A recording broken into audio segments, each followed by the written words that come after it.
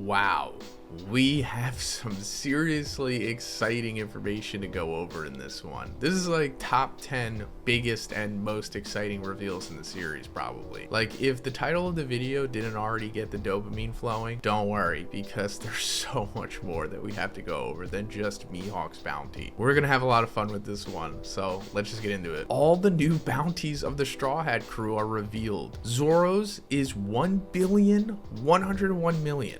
Jinbei's is 1,100,000,000. Sanji's is 1,032,000,000. Robin's is 930,000,000. Usopp's is 500,000,000. Frankie is 394,000,000. Brook is 383,000,000. Nami 366,000,000, and Chopper is 1,000. So this is amazing, and I'm pretty satisfied with these. I mean, of course they could be higher, but I'm just grateful that they're at least 1 billion for the characters that deserve it, of course, such as Zoro.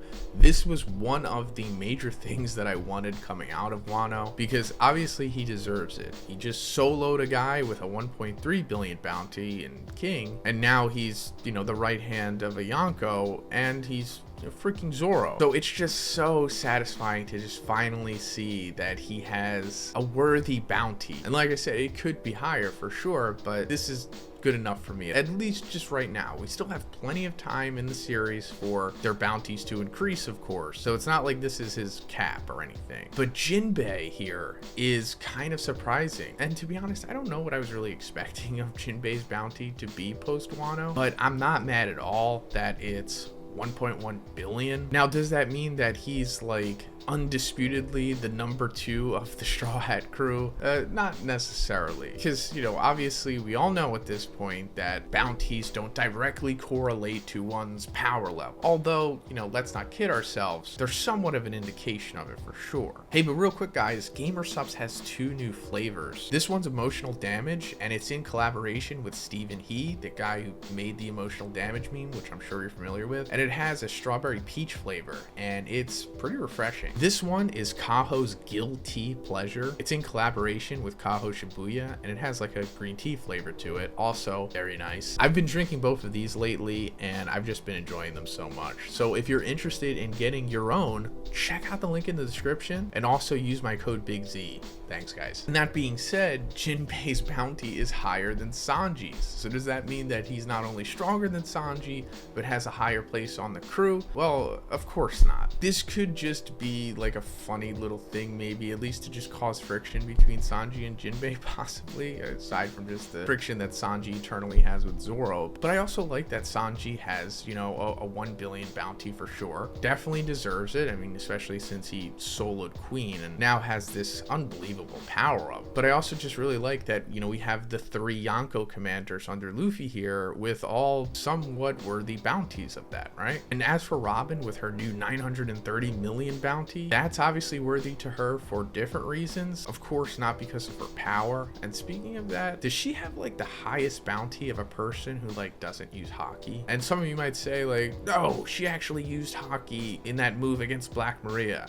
Maybe not, but she's clearly not using Haki in the traditional sense, like what has become the standard of the new world. But that aside, her bounty is so high because of the threat that she represents to the world government, obviously. She's a survivor of Ohara, so she has tons of forbidden knowledge, and she can read the poneglyphs. And then Chopper having 1,000 here is for the gag of it, of course. He originally had like a 100 bounty because he was mistaken as the pet of the Straw Hats, and I guess that really hasn't changed. And as for the rest of the Straw Hat bounties here, I'll go over it in my next video. That's going to be the full summary for the chapter that might come out tomorrow or Thursday, so please subscribe for that if you haven't already. But yeah, this is just all amazing stuff. Like, I'm so hyped over this. I don't know why the bounty reveals are just so exciting to me, but like, this is always such an awesome time in the series when we get this information revealed, and it really just hits the spot, you know? It's just so satisfying to see those numbers. Buggy is not the leader of the Cross Guild. he is one of the new emperors by a mistake of the Navy. Buggy owes a huge debt to someone. Crocodile was the founder of the Cross Guild.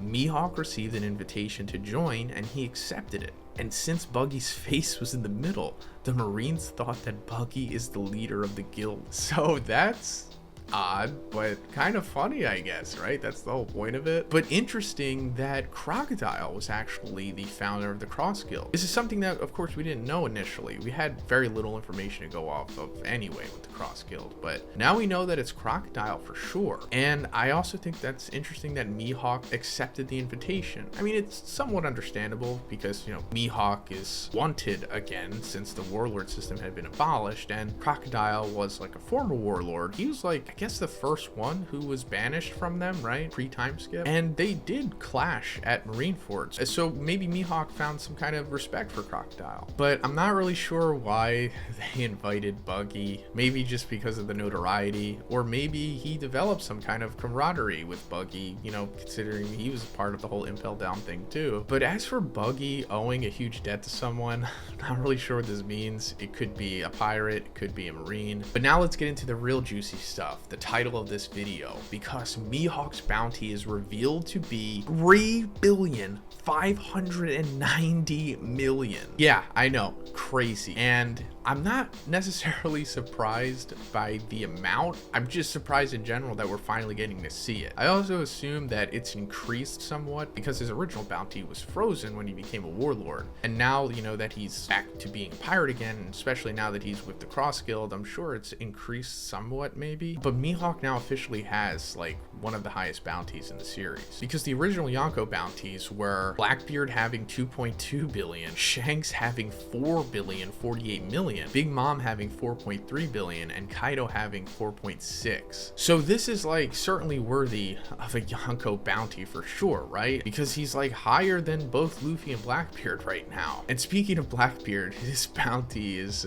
kind of low at this point, but I'm assuming he'll definitely increase it somewhat. Maybe if he tries to go after Pluton and Wano and successfully gets it, which I think he will. And then that'll shoot him up to like, I don't know, maybe 5 billion or something. But we also got Buggy's bounty here, and it's 3,189,000,000.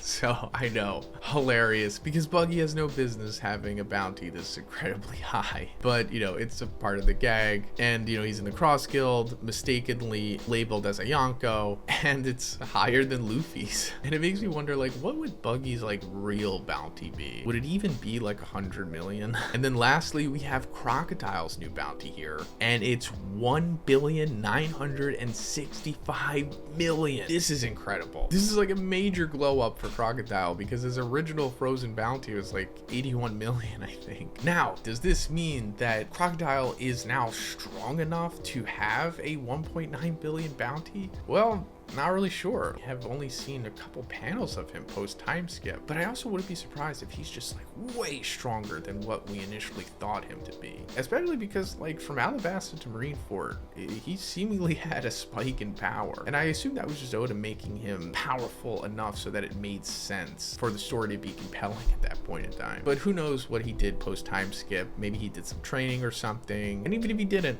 I don't really mind him just suddenly being strong enough to compete with everyone else at this point. I personally really like Crocodile. Like I said, I love his whole character shift since Impel Down, and now it seems like he's going to be, you know, a much more important figure in this story going forward, and I'm totally on board with it. At the end of the chapter, the Revolutionary Army receives a call. It's me, Sabo. So what a strange way to end this chapter with all of this information in it. But as far as I know, the last time we saw Sabo was when we heard that he had successfully saved Kuma from Mary Joie, and he was also getting like some serious hype as like pretty much becoming the new poster boy for the Revolutionary Army, even more so than like Dragon. And since it's the end of the chapter, this might be the final panel, so I doubt we're gonna get any more information on what's going on here, but at least, you know, we can just get to the bottom of what's going on with him. But yeah, that's pretty much it for the video today, guys. This was so exciting, and I just can't wait to go over the summary later this week, because obviously there's way more that's happening in this chapter than just these bounty reveals. But let me know what you think about them in the comments, and if you liked the video, please give it a like, and please subscribe if you haven't already. Have a great day, and I'll see you in the next one.